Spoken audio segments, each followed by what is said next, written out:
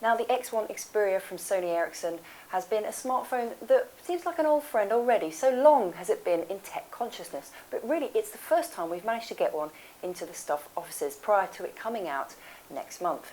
Now why are we so excited about it? Well, not only is it the flagship phone from Sony Ericsson's new premium smartphone range, it's their first smartphone to use Windows Mobile, but it's been decked out in a rather clever Sony Ericsson skin that may make Windows Mobile a little bit easier to use, but more of that later.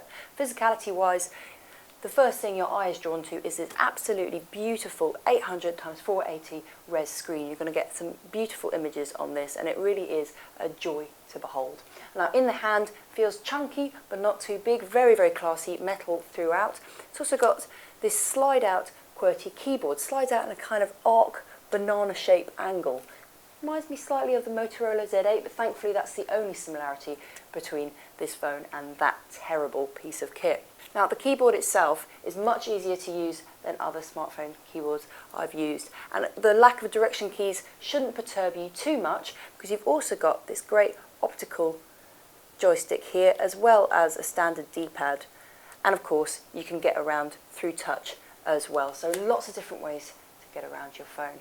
But what got us really excited is what Sony Ericsson are calling panels. Now essentially these are little thumbnails of applications that you can flick to that will save you having to go to the start menu, which is something that I hate doing in Windows Mobile, especially on smartphones because things get very, very small and you usually use a stylus. Thankfully you can poke around in panels with your big fat fingers. So I could go directly to a simple search there in Google, or I could go and have a look at my clock, or I could go immediately to my start menu. Now that's completely customizable. I think you can have up to 9 different panels happening on the front of your screen, and Sony Ericsson are going to open up the API to user development, so you're going to see a lot of cool application coming to this phone. Now it doesn't support multi-touch unfortunately, but if we go into the media play here, you'll see that if you look at pictures, it does support some kind of basic finger controls that you might recognize from the iPhone, such as the ability to sweep past pictures, sweep your way through there, and also it's got the Opera mini browser as standard. You can use it Internet Explorer if you want, don't know why you'd want to, but with the Opera mini browser, if you're browsing the web using Wi-Fi, using the HSDPA connection, it's got some great features such as the ability to double tap to zoom into web pages. It really is one of the best web browsers for the phone, and this has it. Elsewhere on the phone, you've got a 3.2 megapixel camera, very decent video capture at 30 frames per second, and thankfully it's the first Sony Ericsson phone to have a 3.5mm jack for listening for your tunes. Now that's something I've been griping about for a long, long while, so hallelujah to that.